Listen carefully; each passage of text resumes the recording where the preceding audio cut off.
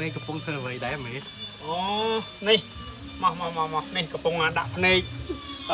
បានសៅមួយមកគូបងប្អូននេះមើលនេះបាទបានសៅមកគូអីមើលភ្នែកមើលកវងនេះហើយតសៃនេះសាច់ឈើធ្នង់បងប្អូនឈើធ្នង់បាទឈើធ្នង់មួយសាច់ហើយនេះមើលដាប់នេះមើលរចនាដកបត់ដាប់មេឈើកញ្ចុំមេឈើពូលវីលវ័នជាបានសៅហ្មងមកគូហ្មងនេះមួយស្នែងបាទមួយស្នែង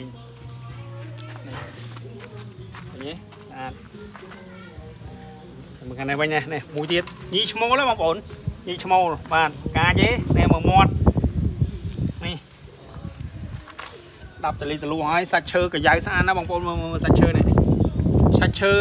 ធ្នង់ឈាមមន់ហើយខ្លាញ់ក្តាមទៀតបាទស្អាតតែម្ដងមើលឃើញទេហើយនេះប្រវែងស្នែងជាមួយខ្ញុំវាយមើលបានប្រវែងចិត្តបាទហើយខាងនេះបាន75ខាងនេះឈ្មោលហើយຂະຫນາດនៃទំហំឫសឈើបាន90មួយនេះបាន90ហើយຂະຫນາດពីលើមកក្រោមបាន80លៀនចេញពីអញ្ចឹងបានរហូតដល់